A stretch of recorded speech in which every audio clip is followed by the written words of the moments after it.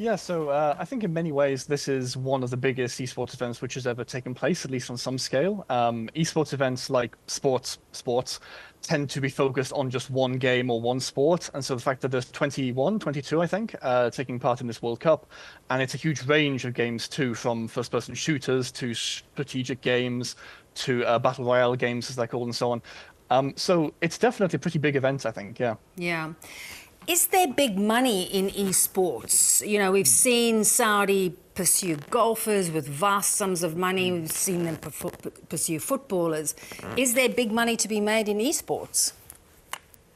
Yes and no. I think from the point of view of most of the esports competitors who make it up to the kind of top level, I think from their point of view, the answer would be yes, because you can make six figures, even seven figures, if you are incredibly skilled at game playing. But also, I think although that kind of 90 mil Australian kind of prize pool tag is very striking, I think it's also worth kind of placing that in the context of the Saudi state.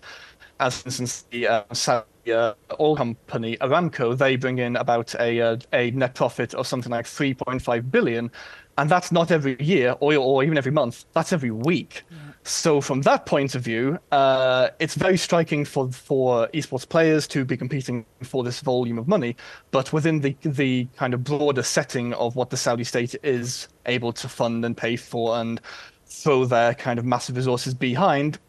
It's a different kind of scale. A drop in the oil well, as they might say. Yes.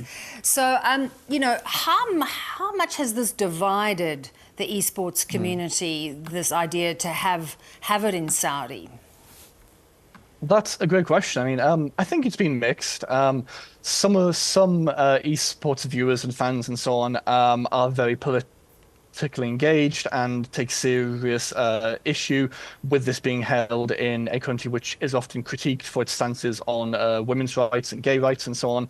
At the same time, a lot of quite a lot of fans are comparatively sort of indifferent, I think. I don't think they are in favor. I don't think they are against, but also a lot of esports fans feel very, very strong associations with their teams, with their players, and so on.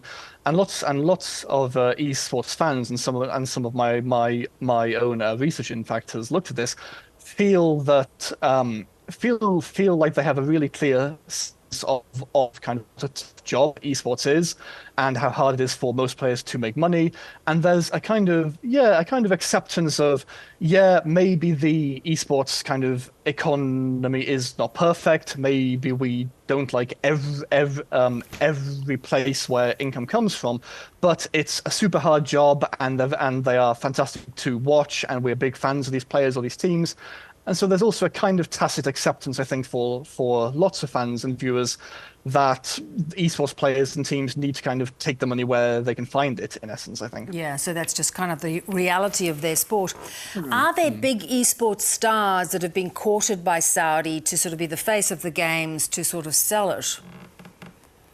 There have been a couple. I mean, I think in terms of what Saudi's been doing in terms of esports, this is only kind of one piece. For the last sort of few years, Saudi Arabia has been doing a lot of investing in esports, and more broadly, all the kind of oil-rich Gulf states, so Saudi, the UAE, Bahrain, Qatar, etc., have all been trying to kind of rebrand themselves a little bit, I think, in the last kind of decade-ish, towards very kind of modern, high-tech, kind of innovation-focused states and so on. And so I think courting esports players and esports play and esports fans, even though, as we said, in terms of money, it is just the smallest of drops, but I think it's still part of that kind of bigger tactic of trying to rebrand how people think about these states, but also trying to shift their economies away from being solely and exclusively focused on oil and gas and so on. Yeah, and that makes a lot of sense, as you say that, because I was trying to understand why, because it's not a very public sport, why they would be interested in becoming the epicentre of esports, but wooing technologically brilliant people is probably a very good motive. I think so. And I mean, when we look at the kind of big Gulf state cities, places like Dubai and Abu Dhabi, those cities are framed as places for young, well-educated, tech-savvy, wealthy, etc. people to come and work and to come and explore kinds of jobs and so on. And so I think in that kind of broader sense, I think this is part of that same kind of tactic. And whether it'll be successful or not, I think depends on whether this investment and this focus keeps going or whether it trails off. I think it will depend on how this particular event goes. Esports fans are very keen on sort of authenticity and on the sense that people running events really know their stuff when it comes to esports, as there's a lot of kind of actors in this space who don't really know what esports is, but just see something involving gaming and young people and think, okay, this is kind of hip and exciting, and maybe I'll invest in this. So I think if the Saudi state can pull off a very kind of convincing, in air quotes, I guess, esports event, I think that'll go down quite well. If they wind up showing that maybe they aren't completely kind of linked into the global flows of what this culture is and what esports is and how it works and why people do it and so on, I think it'll be less successful if that's how it plays out. Yeah, it's really got to get into the culture of it. Fascinating stuff. Good to talk, Mark. Thanks so much. Thanks so much.